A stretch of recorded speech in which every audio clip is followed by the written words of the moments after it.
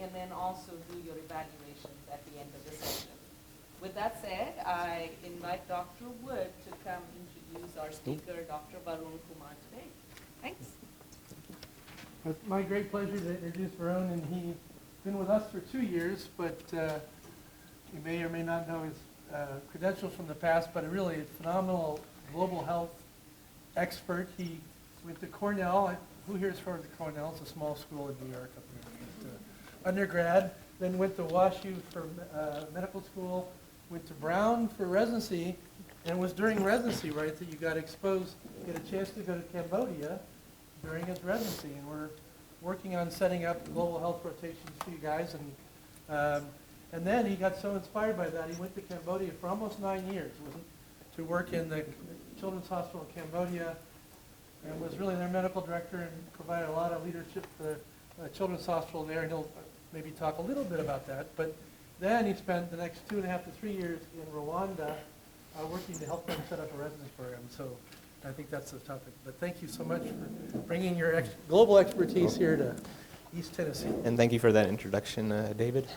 I'll go ahead and begin, just in the interest of time. People getting lunch can keep getting lunch, and no need to be quiet about it. I wouldn't. Let's start. So, yeah, it's probably a little bit heavy for a lunchtime talk, but picking up after genocide, I'm going to talk about kind of the recent history of Rwanda and how they rebuilt their health system. It's you know, when you watch the news, they have, you know, news, and then they have those kind of human interest stories. This is kind of a human interest grand round, so it's not very academic. I won't be quoting literature and giving evidence. Here is the obligatory slides about disclosures and conflicts of interest. I have no conflicts of interest. I was told to cut and paste this on, which made me feel uneasy, so I made another disclosure because I don't have a spouse or partner. All right, anyway. I didn't want to edit it. I thought I might violate some Grand Rounds policy. Let's start with geography because, you know, us Americans sometimes could brush up a little bit on our geography. Here is where we are, roughly, the blue star, right there. And where is Rwanda? It's a tiny, tiny, tiny little country. It's this little yellow dot. You can't even see it. I don't know, can you see that little yellow dot? It's about the size of Maryland. Here is a Rwanda actual size. No, I'm just joking. That's a bigger size, but it's not. It's bigger than that. It's a tiny country, but it's bigger than that. They have about 12 million people in this country, the size of Maryland. So it's actually one of the most densely populated countries in Africa, especially on the mainland. I think there's some islands that are more densely populated. They are landlocked. They don't have access to a coast, although this area here is one of the Great Lakes of Africa, Lake Kivu. It's mountainous. Most of it is in the mountains. And so you can see the scale. 60 kilometers is 40 miles. So it's not that long or wide. But going from here to the lake, either here or here is where you'd go to the lake, takes about 3 hours. It's only, as the crow flies, it's about 50 miles. With the mountainous roads, it's about 80 miles, and then you can't go that fast on those roads. They don't have much going for them. They can't really do too much agriculture, most of it being mountainous. They don't have a port, so it's hard to get goods. Coffee, tea, rare earth metals that are used in cell phones, and tourism are their big kind of industries. They're trying to build up more tech because they're well governed, and the country is predominantly Christian. About 93% are Christian, with the half of those being Roman Catholic. There's their flag in the corner, and it's not reversed. They actually have their symbol on this side instead of that side. So we're going to get into recent history. Just one slide. Don't worry, it's not going to be too many dates. But just to get it, Rwanda used to be a colony, like most of sub-Saharan Africa. Initially German colony, then in World War I it was a spoil of war and was transferred to Belgian rule. During the colonial period, because this is relevant to that genocide, there were two ethnic groups. There's some disagreement on whether they're true ethnic groups or whether it just kind of historically, traditionally kind of self-separated. But Hutu and Tutsi, It was always informal. It wasn't really a thing, but the Belgian colonial system solidified that divide. They picked out the Tutsis to be the kind of the civil servants, so kind of lifted them up to a higher hierarchical system in their case system. And that's really when, in the early 1900s up to the 60s, is when this divide was created. In 1973, they had a coup. The defense minister, their Secretary of Defense, overthrew the government. His name was Habyarimana. And he really stoked these ethnic tensions. He was Hutu, and he was really stoking the ethnic tensions, trying to get people to not like the Tutsi. He was a proper kind of James Bond villain. You can go to his palace, the presidential palace, and he's got secret passageways. He had a secret entrance for his witch doctor to come, so people wouldn't know his witch doctor is coming. He had in his children's playroom, the TV screen wall would move, and that's where he kept his guns. He had 2 swimming pools, one for humans and one for his pet pythons. I mean, it just goes. You walk into this palace. It's a tourist attraction now, and it's just. You can't imagine that this was a real thing. I mean, he actually has cut elephant legs to be the legs of tables. He has severed gorilla hands to be ashtrays. I mean, this guy was quite a character. But he took over, and those ethnic tensions were being stoked, and the divide was being intensified. In the early 90s, there was a civil war between a Tutsi-led rebel force and his army, and during all this time, a movement called Hutu Power came to power. They were affiliated with the ruling party, but they felt the ruling party was not extreme enough in a sense, was too soft, and this only got further felt when there was a ceasefire in '93. The Hutu Power movement thought this was a betrayal to extend an olive branch to the Tutsis, and were very upset about that. They also, we'll talk a little bit later, but started having media, radio, and newspapers being the predominant ones that were also stoking racial tensions, or ethnic tensions, I should say. On the 6th of April 1994, Habyarimana's plane was shot down. And it's still not sure today who shot it down. So, the Tutsi rebels didn't like him, and then the Hutu Power people didn't like him, and so they accused each other of shooting his plane down. Interestingly, and if you go to the presidential palace, his old house, he crashed in his backyard. His house was very near the airport, and so the wreckage of the plane crash, when you visit, you can see it. It basically crashed in his backyard. I mean, he wasn't flying. But the months leading up to this, it was really the tension between Hutu and Tutsi was reaching kind of fever pitch, and then this just ignited it. And the next day, the genocide started. 7th April to 15 July, 100 days was the genocide. We'll get into that, and then again, there are some photos. I tried not to be too graphic, but I wanted to give an idea of what it was like in 1994 there.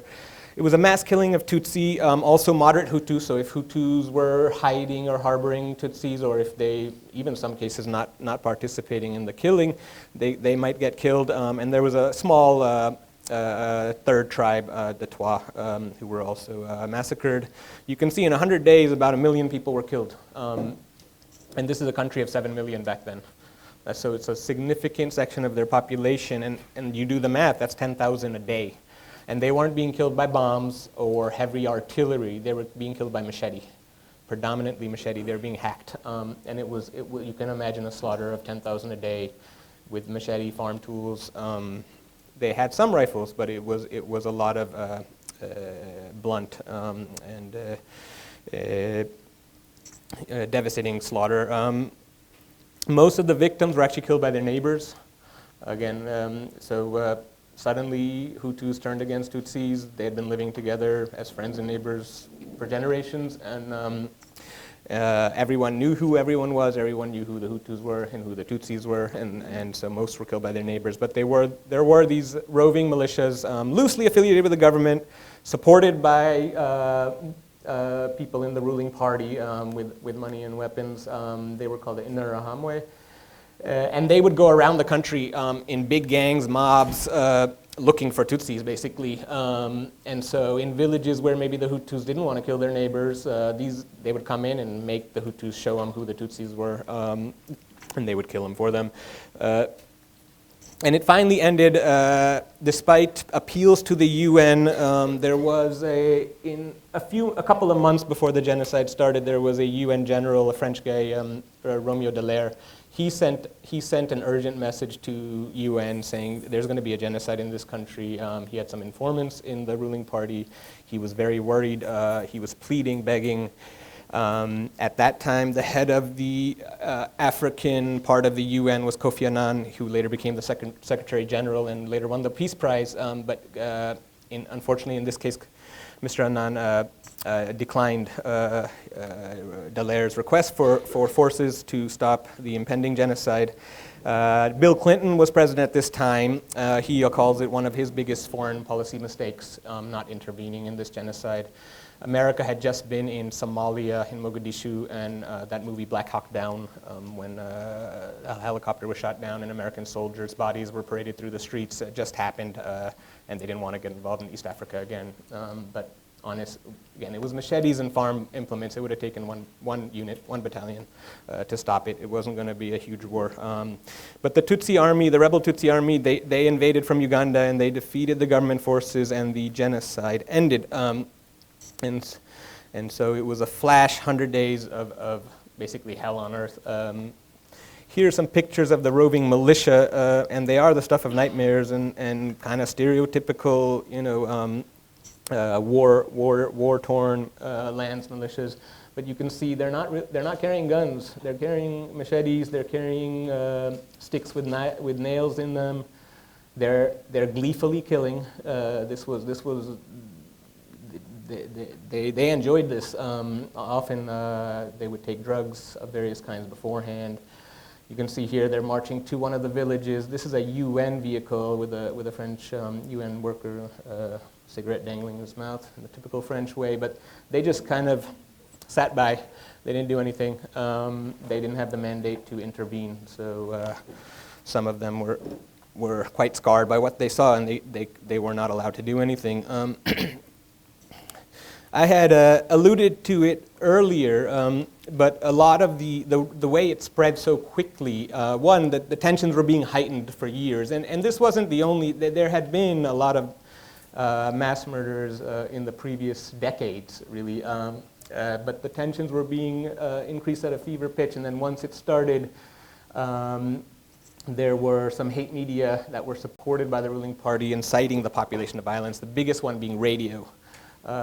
This radio station was a privately funded radio station. They didn't like the ruling party's radio station because it was too balanced, I guess. And so this radio station is really what fueled the genocide to continue and go to all parts. There was also some print media that was being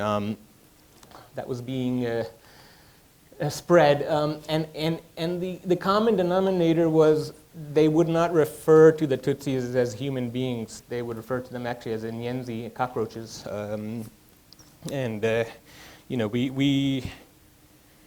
We often, I think all of us sometimes look at certain groups and dehumanize them.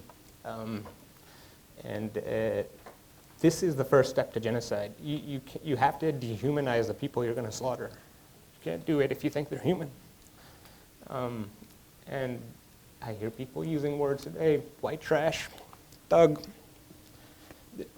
That's facing the path of genocide. We can't do that. We got to face away because it's pretty horrible. I mean, I didn't live through this, but I saw people who did, and the scars are deep. Here you see the radio. So all you need is a transistor radio and 2 batteries. You don't need to know how to read. You don't need to subscribe to a paper. And everyone had radios.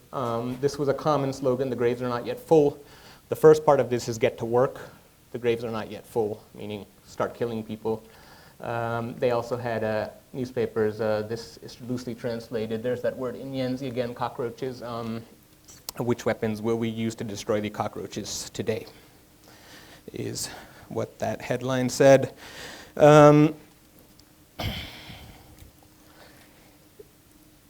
People's houses were marked. everyone kind of knew who they were anyway, but then for the gangs, certain people, maybe they didn't want to kill, but they would still mark it. Today in Rwanda, talking about Hutu and Tutsi is taboo. You don't talk about ethnic groups. They're trying to move away from that and just say we're all Rwandan.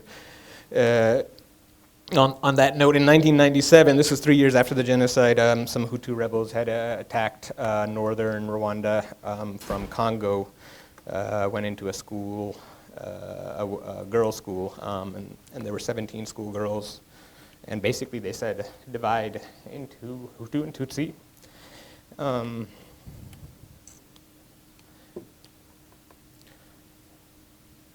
The schoolgirls said we're all Rwandan. They refused. They were all killed. So the bodies were all over the country. You can't bury fast enough.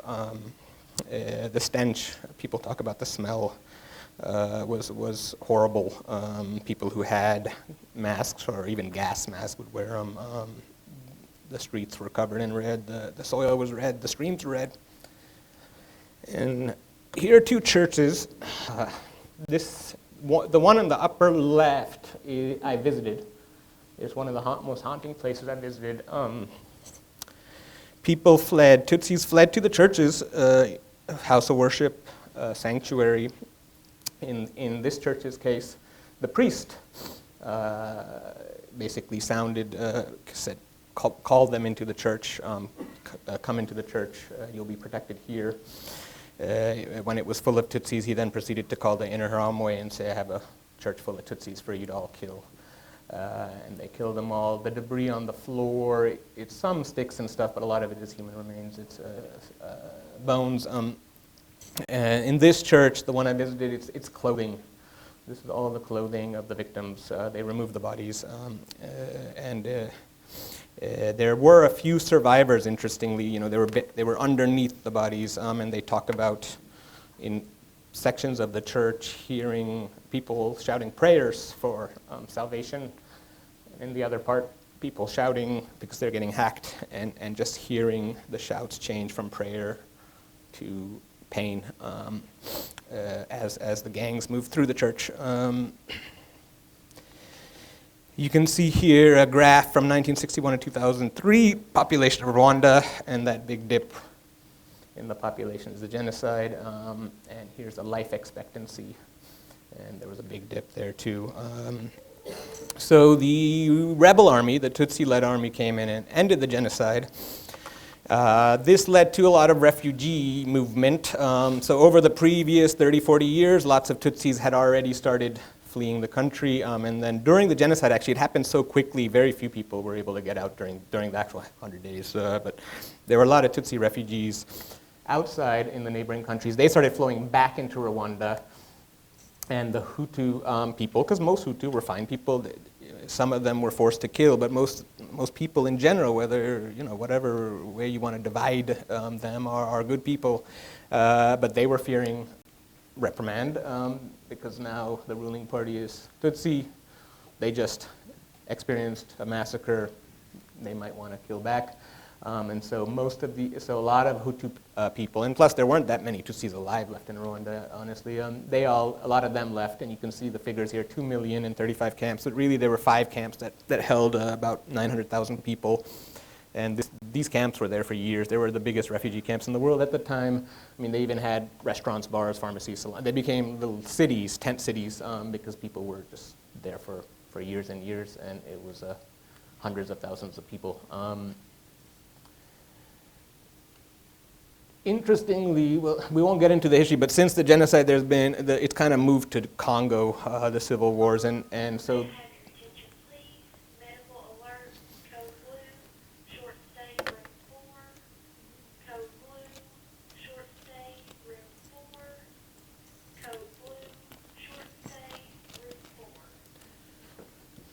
But this one was in Goma, DRC, Congo, Rwandan refugees. Today, one of the largest refugee camps is on the other side of the border, back in Rwanda, of Congolese refugees, because now they are experiencing violence in the Congo for the past 20 years. all over Rwanda, you'll see genocide memorials. They're not trying to hide this under the rug. The other country I went to, Cambodia, it's a little bit different. So you do see genocide memorials. They're usually built wherever there were mass graves, such as this, and they're scattered all over the country. And this is the main genocide memorial / museum in the capital city of Kigali. Kigali was the biggest city in the country, and so that's where a lot of the killings took place. It's actually they do a good job at telling the story of the Rwandan genocide. All of these are mass graves. There's remains of around 250,000 people in this memorial. 250,000 people in this place buried. So, in terms of justice, there was an international tribunal that was formed by the UN the following year. It took place next door in Tanzania, Arusha. If any of you go to Serengeti for safari, you probably fly into Arusha. And 96 people, they went after the leaders of the genocide. When you have half your population who are mass murderers, you can't try them all. They tried 96 people, 61 convicted, some completed terms, some are still in prison, some died, 14 were acquitted. There's still 4 fugitives at large. And again, these were the leaders of the genocide. So the prime minister, the hate media, so one of the DJs on the radio station and 2 of the kind of funders and founders of the radio station, and then one of the editors of the newspapers, and then leaders of these roving gangs were also among those convicted. Interestingly, this was also the first tribunal to establish the legal precedent that rape can be considered a war crime. So I think I neglected to mention it, but there were 250,000 to 500,000 rapes during the genocide, and it was a weapon of genocide. They wanted these women to no longer be able to reproduce and bear Tutsi children, so they were mutilating them during the rapes. And this tribunal was the first one that said that is considered an act of genocide. In fact, the presiding judge, Nabi Pillay, she's South African of Indian descent, first non-white in the South African Supreme Court, nominated by Mandela. Then she moved on to the International Court, but she highlighted how important it was that sexual violence be included with murder when you're talking about genocide and war crimes. So what do you do with the rest of the people? Because you got, again, half the population were probably killers. You can't put them all in jail. You don't have enough courts to try them. So what they did was, it was actually quite novel, and people have said this could be a model for future such things, because we always say never again until the next time it happens again. They have this community-based, this village-based judicial system in Rwanda that was, he killed my cow, or that guy stole $20 off me, and they would have a village council, and they basically adopted those village councils to try genocide, to try the people who killed. It was not meant to, the goal was not vengeance. The goal was identify the truth, let's bring it out in the open. And everyone, again, people knew each other, so people knew that guy killed that person's parents, that person's children, that person's brothers. But let's actually say it out loud and not just keep it in. So it also gave a chance for the perpetrators to confess, to show remorse, and in a hope that we will have some national unity, some reconciliation. There were 12,000 of these courts, and they tried over 1 million cases. The punishments usually were community service, and community service could be 20 years. So your job from now on until you die is to clean the streets every day. You'll get a salary, but that's what you're going to do, and occasionally prison time as well. But there are not enough prisons to put everyone in jail. So it's mostly community service. You still see it today. They all have, for some reason, all the genocidaires. That's what they're referred to. Have pink kind of pajamas. That's their uniform. And you see them all over the country, sweeping streets, planting trees, doing farm work. Many of these people were using hoes to kill people, and now they're using these instruments for what they were intended for. Even in the hospital, a couple of the housekeeping staff would have the pink pajamas, cleaning the hospitals. And so you still see them today. And I mean, people, I do think they have moved on. They're not like vilified or spit on or anything. They're treated just like any other Rwandan, but everyone knows what that means. So since 2000, Rwanda has actually been a model for, despite its violent history, despite how horrific it was in the 90s. May I have your attention, please? Medical alert. Cancel. Code blue. That's good. To short stay number 4. Cancel. Code blue. To short stay number 4. Cancel. Code blue. To short stay number 4. Rwanda has become a model in terms of a developing country, especially one that's gone through a civil war or violence, picking itself back up. So, yes, a lot of foreign aid was put in, but I mean, a lot of foreign aid was put into Cambodia too, and they haven't really done anything. In Rwanda, the government has a political will to improve their country, which is rare in many of countries that have been war torn like this. Today they're seen as one of the leaders in Africa, in sub-Saharan Africa specifically. The people, we won't get into the politics. There are some criticisms of the government, but the people in general, there is this kind of, you feel this sense of national unity, national pride, that we are all Rwandans. We had genocide, Hutu, Tutsi, but now we're all Rwandans and we're going to make our country great. And they do. I'm going to focus on the health part for the second part of this talk. But I just thought this was a neat thing. The last Saturday of every month, everyone, whoever lives in Rwanda, does some community service, usually in their village or neighborhood. And so digging ditches or cleaning the streets, even in the cities. So where the fancy people in the cities live, they're also washing the concrete. I lived on a dirt road. Often we'd fill the potholes in every month, and it's just kind of now there is a dark side. It's not voluntary. If you're poor, it's not voluntary. If you're rich, the rich kids would go out on the Friday night before Umuganda because they could sleep in till noon. Because you can't do anything that morning. Everything's closed on Umuganda on the last Saturday of the month. Umuganda, between I would say 7, 8 a.m. and 1 p.m. Everything is closed. You have to stay in your house or you have to be outside working. And then if you're poor, you might get a knock on your door from the police saying, why aren't you out working? So it's a little bit, it's not exactly voluntary, but people do enjoy. And then they have a village council where they talk about the issues with the village over the past month, like a village meeting. And there's other examples of this. So Rwanda has banned plastic bags. It's one of the cleanest capital cities I've ever seen. It's because you have people cleaning it, and you have also the genocidaires cleaning it all the time. But they ban plastic bags once a month. They have car-free day in all the streets. This is a city of 1 million people. There's the big avenue. They just block off traffic, and everyone's encouraged to walk and do some exercise on the streets.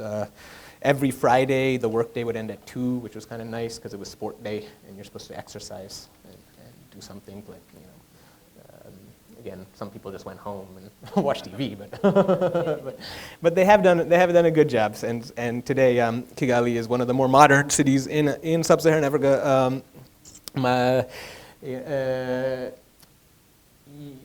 You see some skyscrapers here. This is the convention center that was built while I was there, and it's hosted the African Union. It hosted the Montreal Protocol for Climate Change. It's hosting John Kerry. I think at that time John Kerry was Secretary of State, 2015, so he came. But it's turning into kind of a modern day wonder in a sense. A lot of their neighbors, such as Kenya and Uganda, who are richer countries than Rwanda, wish their country was advancing the way Rwanda is. All right, let's move over to specifically the healthcare part, just to make it more relevant to Grand Rounds, really. So how did the health system, I'm gonna get a little bit into the health system of Rwanda. In 15, 20 minutes it's difficult to do the whole thing, but they had to rebuild everything, and health is one of them. the current president had this thing called Vision 2020. This was in 2000, and there were I think seven specific goals. One of them was the healthcare system, and so there was political will. They said we want this to happen in the next 20 years. They did get help from foreign aid, including our country, and I'll get into that a little bit. They have a national insurance program that I'll talk about, and then I will talk about the program that I worked in Rwanda through, Human Resources for Health, very, very briefly. The way their health system, it's a public health system. They do have kind of private clinics and stuff, and even a couple of private hospitals, but in general, it's a public health system. And it goes, if you remember that map of the districts / what we call counties and the provinces, what we call states, they use that to, so at the village level, these are community health workers. They are not medically trained. They just have very basic training. In some places, they might even be able to get vaccines. And they have these health posts, and these are just very, like maybe just a table and a chair, really. But the first level of true healthcare is the health centers. And these are what's called a sector or cell, which is a group of 5 to 10 villages. And these are run by nurses who are nurse trained, but they're basically working as a nurse practitioner because they're prescribing medication and those kind of things. And they also recognize who needs to be referred to the next level up, and the next level up is the district hospital, and there are 30 districts in Rwanda.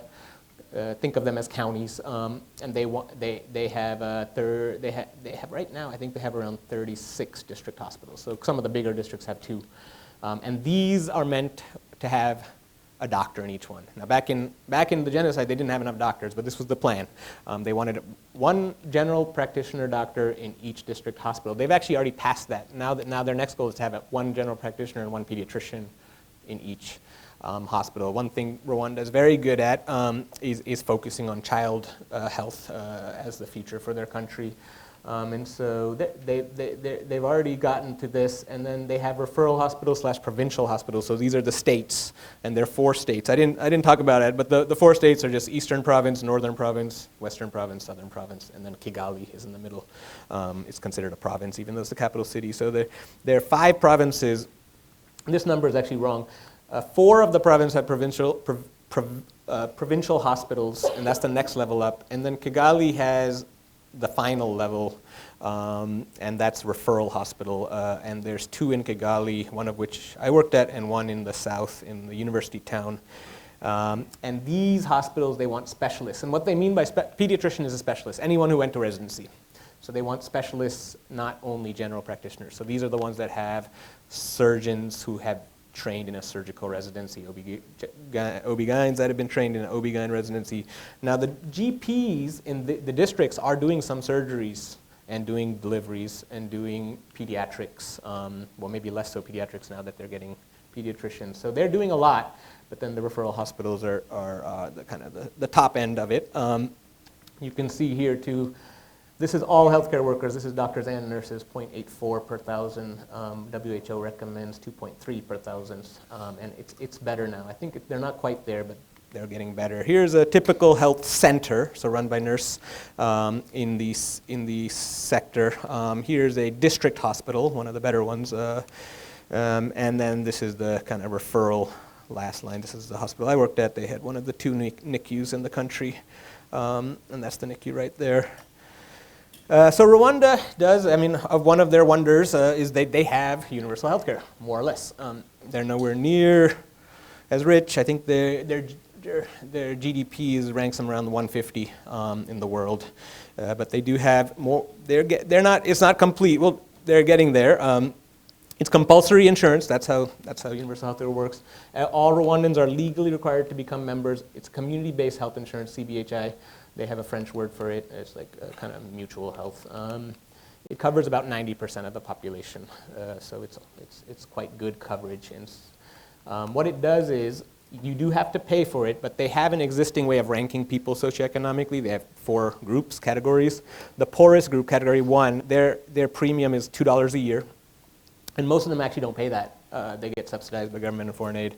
Then the middle kind of socioeconomic people are $3 a year for this program, and then the richest pay just under $8, and that's a year, not a month or a day. This will have to be increased because it's becoming bankrupt. It's not sustainable. In addition, though, when you go to the health center, you have to pay a little extra, and it's a little extra, like $1, or maybe even less, 75 cents. And then for hospital visits, whatever the bill is, you pay 10% of the bill, and the mutual, the insurance covers 90%. So it's a way of kind of pooling the population's minimal amount of money so that those who get sick can get treatment they need, but still have to pay a little bit.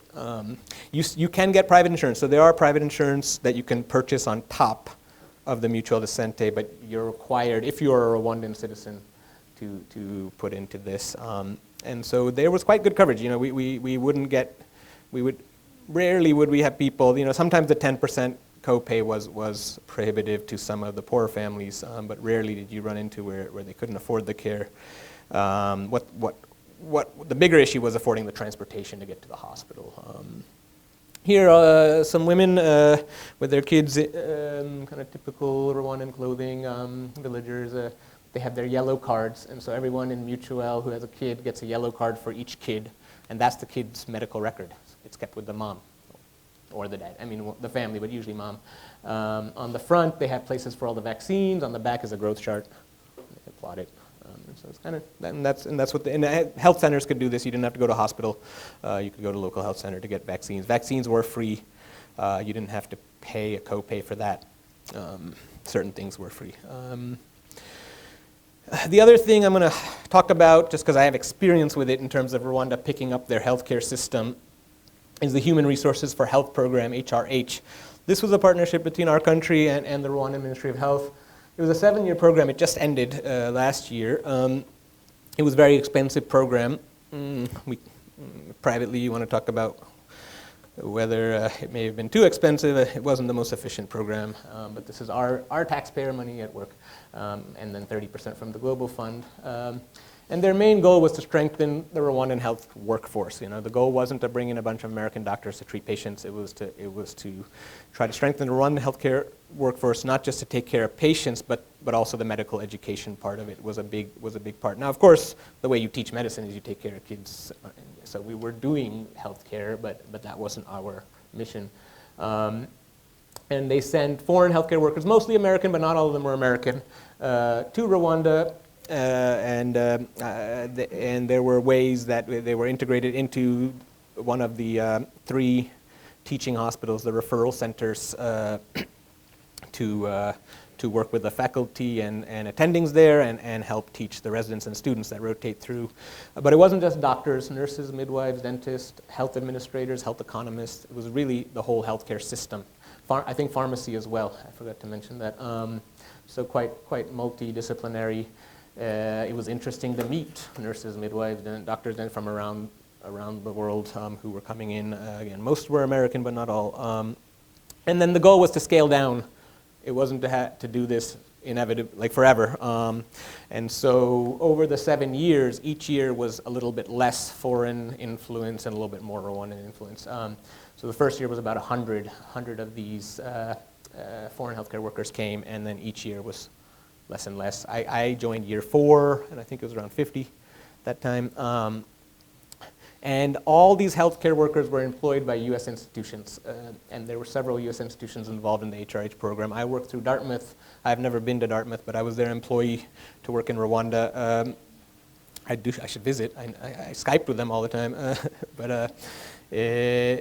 but even people who weren't American would have to be employed by one of the U.S. institutions. So it was a little bit convoluted. Basically, U.S. government gave Rwanda, and the Global Fund gave Rwanda the money. Rwanda then dispersed it to the U.S. institutions, but it was all above war. You know, when I was hearing about this and with my experience in Cambodia, I thought money is going to be dripping away left and right, but it seemed to be, the inefficiency wasn't corruption, let's just put it that way. There were other inefficiencies with this program, but it wasn't corruption. Here were the goals. This is from a New England Journal paper describing the program. But you can see the baseline numbers in 2011 prior to the program, number of physicians, number of specialists. And I remember, again, anyone who did a residency was a specialist, nurses, midwives. Then they have the highest credentialed nurses. The next level, A1 is like a RN level. AO is higher. And then A2 is they went through a nursing program in high school, was A2 level. You can see the different levels. You can see how many, any residents, like any specialist, pediatrics, OB-GYN, surgeon, there weren't that many in the country, and the goals. Now, I haven't seen the final report of the program. It hasn't come out yet, but I think they did a decent job. They didn't hit all the goals, but they did decently. And what more importantly, I think eventually these goals will be, because all the training programs are continuing. And so again, their goal was to, the HRH goal was to improve training. And so there were some existing training programs there, including PEDS. You can see the list there of what was existing in 2012, and those needed to be strengthened. So you could, we would not consider what was going on back then when it first started as residencies per se. They really had to be strengthened quite a bit. It was more apprenticeship. You would do a 4-year residency, but you would just be kind of doing whatever the attending tells you to do. No comments on whether that's the same thing here, but there wasn't a curriculum, and that was all, even in my year 4, we were still revising the curriculum. But then new programs were also started, in addition to strengthening existing programs, new programs were started in the various disciplines, and you can read there. I think neurosurge still hasn't happened, mainly because they can't find a neurosurgeon to go to Rwanda to help build it up, and they don't have their own right now. And the ultimate goal was this would be fully run by Rwandan faculty teachers, no foreigners anymore, and fully funded by the Rwandan government. And so we'll see what the next several years bring. So that's just, I talked about the HRH just because I was involved with it, but that's not the main reason why Rwanda has improved so much in healthcare. It helped a lot, especially at the medical education level. But again, the government and the Rwandan people themselves contributed a lot of effort, time, and money to improve their own healthcare system. And you can see the results. So in 2000, here are common indicators of health that we use in global health: under 5 mortality, infant mortality, maternal mortality, etc. I put the denominator, so per 1,000 live births. So 183 babies out of 1,000. 18% of babies wouldn't make it to the age of 5 in 2000. And nearly 11% of babies wouldn't make it to age of 1. Now, maternal mortality, the denominator is different. It's 100,000. But still quite very high maternal mortality. The life expectancy was low. There weren't that many doctors.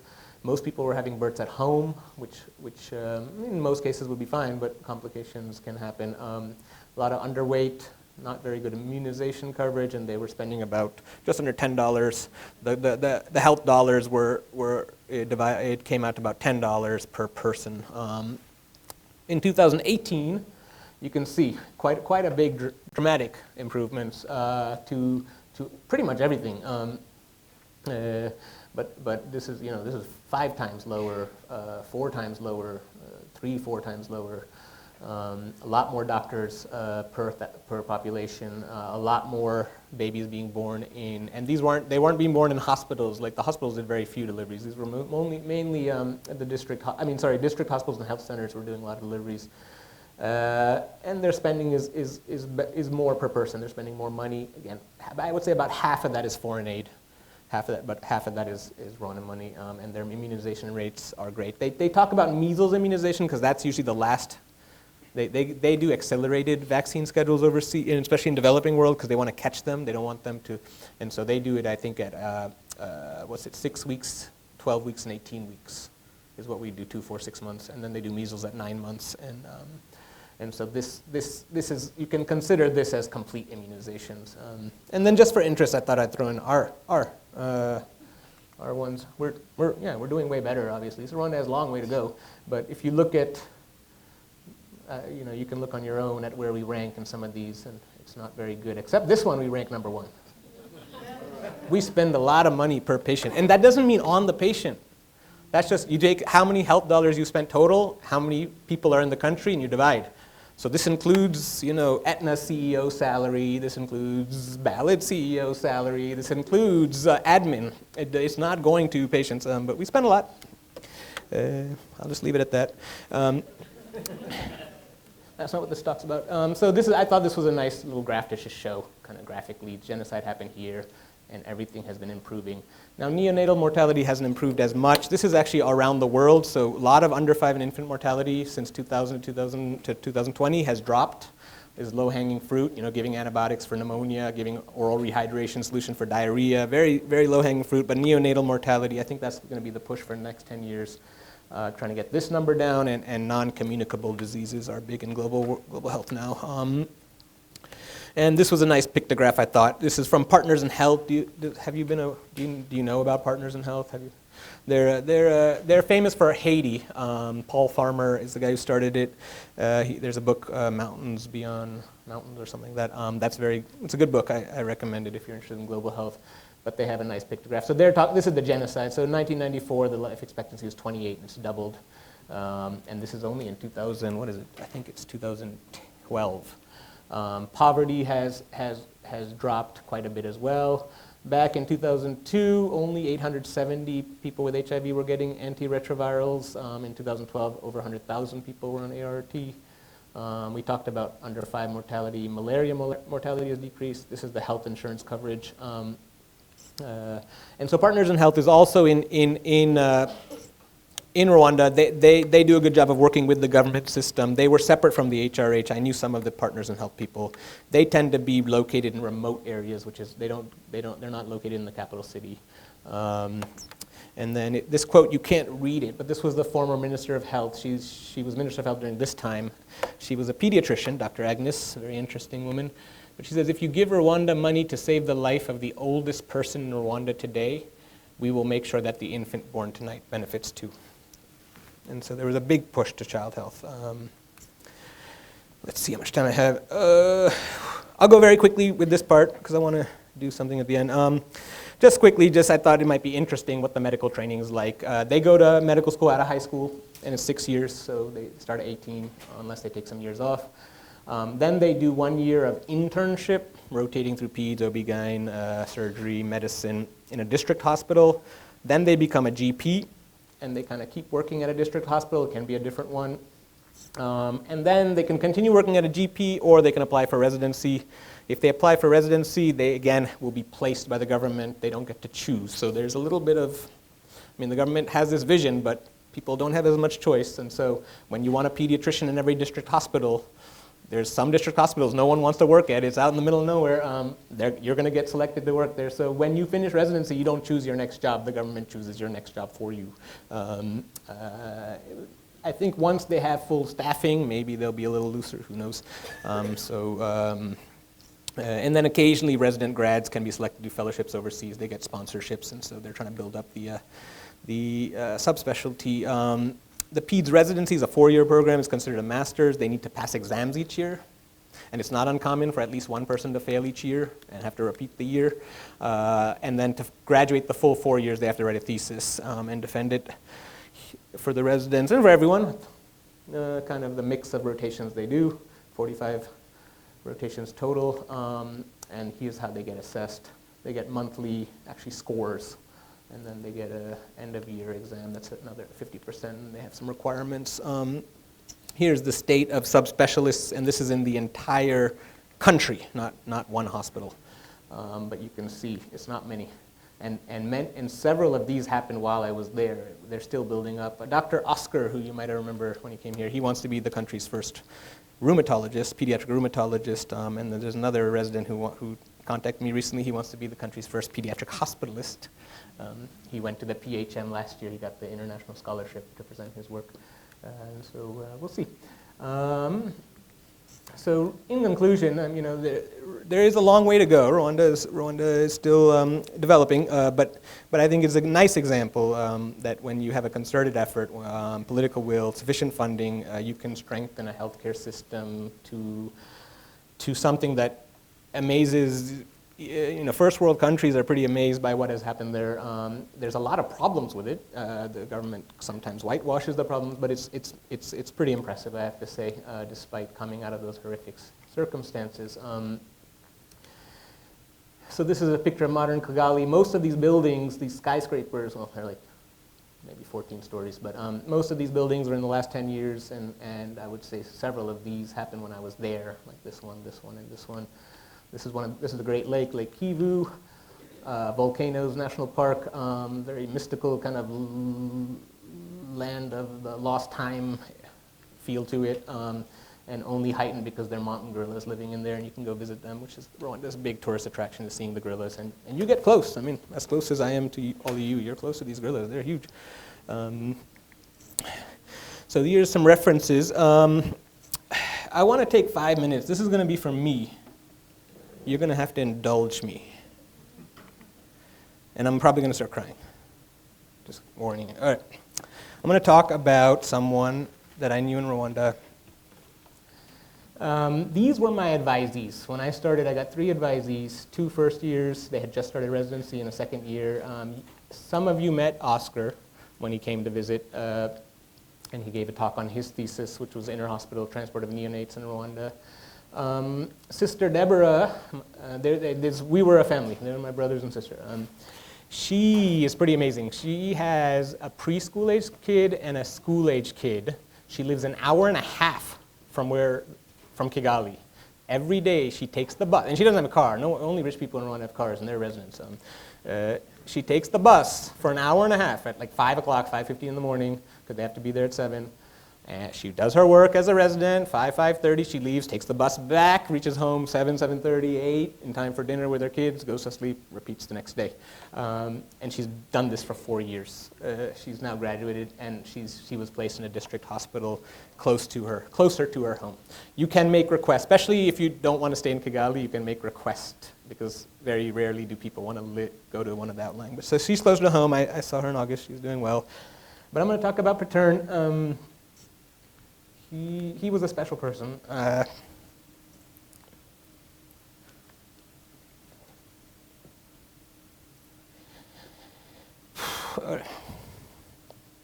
So even when he was a med student, I wasn't there when he was a med student. I started when he started residency.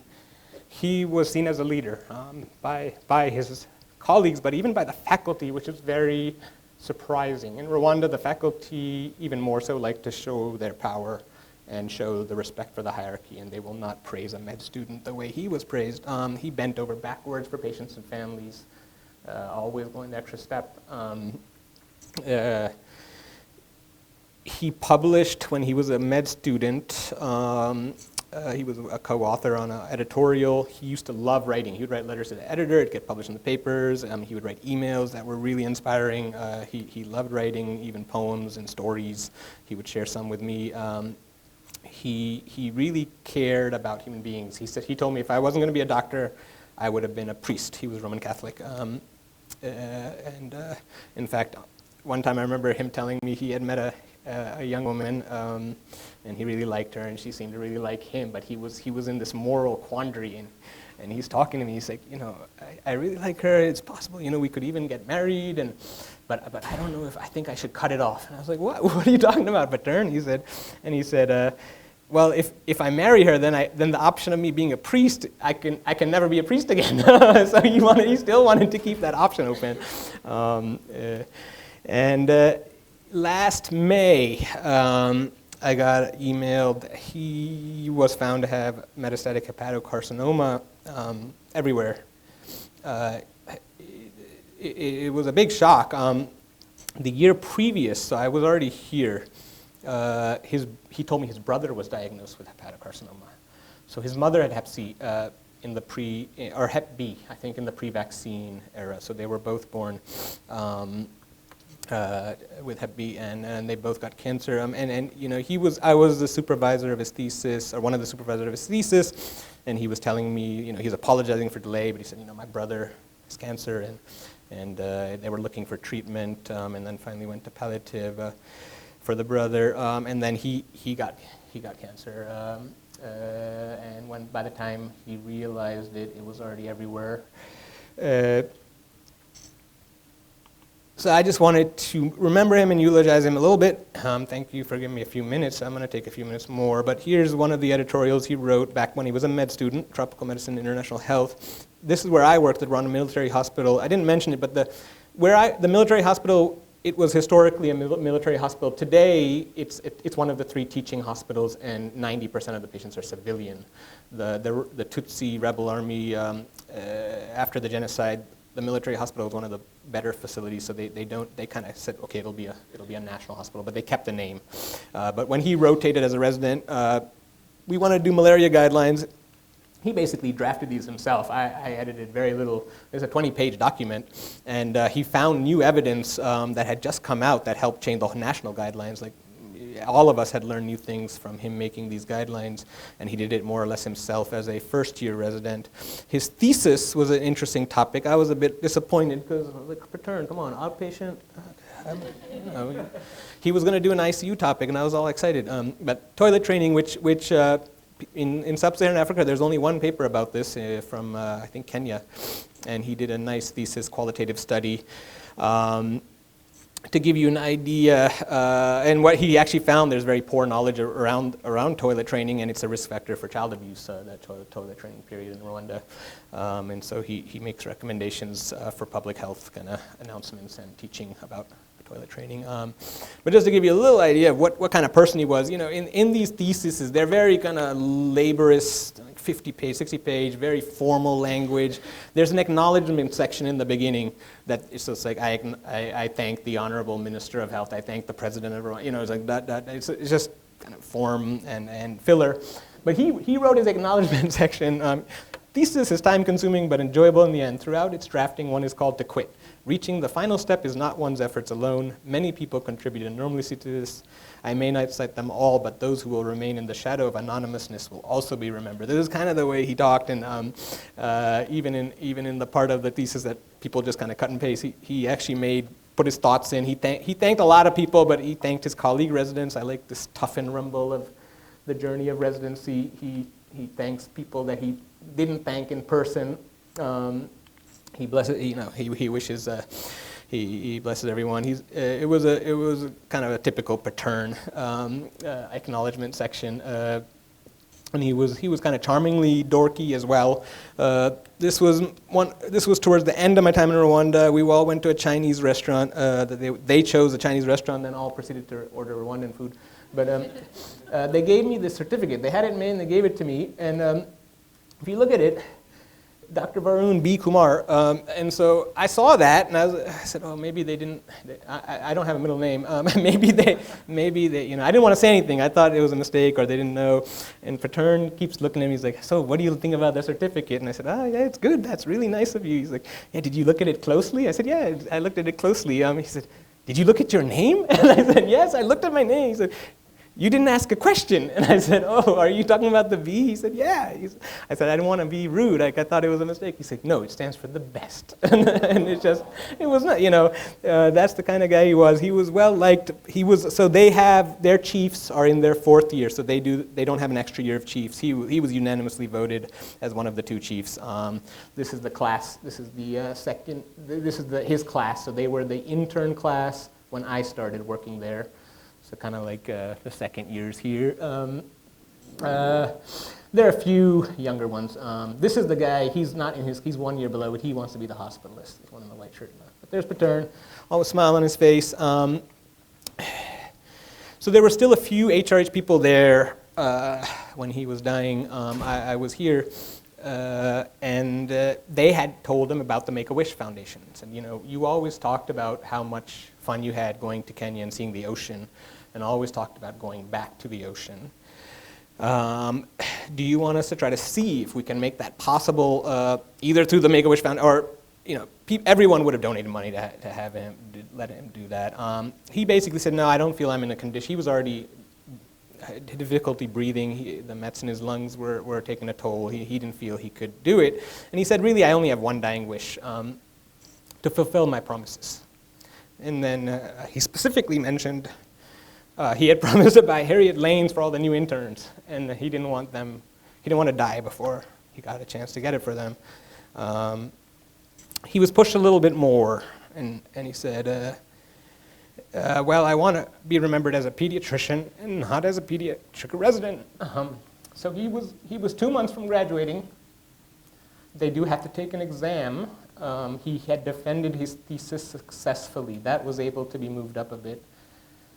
We tried very hard. The exam is pretty intense, and it takes a lot of preparation to make it as well. If there's oral part. Wrap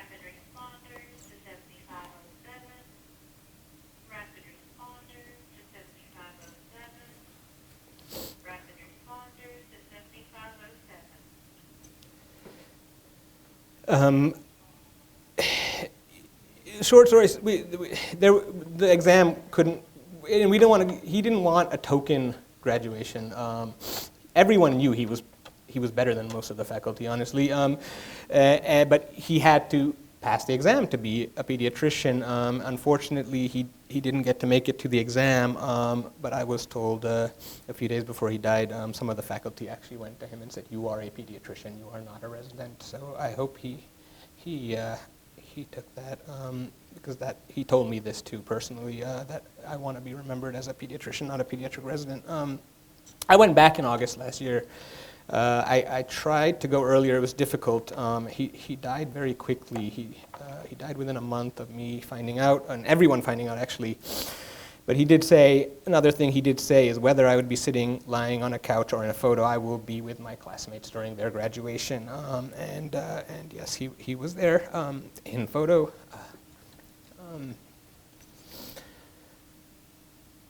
What's interesting is when I visited in Rwanda, I think they saw so much death, and it was part of their recent history. It was nice to see how they celebrated his life. I was like when we would talk about him, I'd be the only one crying. And these are dear friends of his. Many of them considered him, especially Oscar. I mean, that was his brother. Not in real life, but I mean, it's the way many people felt about Patern. And so I just wanted to spend a few words talking about him. There was an outpouring of grief when he died. I'm on a Rwandan Pediatrics email listserv. Even the Minister of Health, who's our Surgeon General of the country, commented. The Dean of the medical school commented. Rwanda Medical Association made an announcement. I really miss him. But his country misses him more. And this guy, he would have been a great support to Rwanda's efforts to pick up their healthcare system. And as he told me, don't feel sad. This is God's will, and I will do as His will is. He accepted his death very maturely and nobly. Yeah. So I don't know. ETSU residents, no one die anytime soon. You'll break my heart. Attendings, you can do whatever you want. No, I'm joking. Attendings, don't die either. but I can't tell you what to do like I can tell the residents. I'll take questions. I'm sorry for crying and making a few of you cry. But I can take some questions on anything. Maybe not. Yeah, thank you.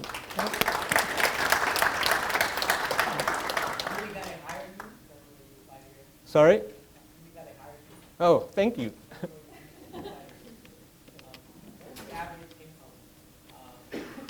It's a good question.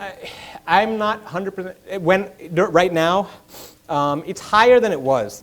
So there's, and the thing is, because I looked at that, I tried to find that apparently there are different ways of calculating average income.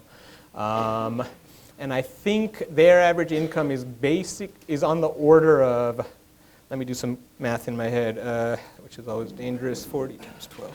Around $500 a year. Like $40, $50 a month, maybe. Now doctors are making more. Doctors are, just like here, on the wealthier side, the residents were also making more. But for example, you could have a staff, a live-in maid for your children, 24/7, 7 days a week, and you pay her $40 a month. And that was considered a good job for our demographic. And so I don't know the answer though. Thank you for the wonderful zooming background. For those in the room who haven't seen Hotel Rwanda, watch the movie. It is, just watch. Yeah, that's a good point. Yeah, so if you want to learn more about the genocide, that's actually, it's a fictionalized movie, but it's based on a true story where a hotel, I think worker or something, but he was sheltering Tutsis in a very large hotel that's still downtown, the Milcolin. And yeah, so Hotel Rwanda is a good movie. There have been a few other movies that less well known. a few books as well. And then, and we're hoping soon ETSU will have a connection with Rwanda for the pediatric residencies. If it does happen and works out well, we may try to extend to medical students. And feel free to email me or contact me if you have other questions at any point. Thanks for your attention. Thanks for indulging me for the last 10 minutes of reminiscing and mourning.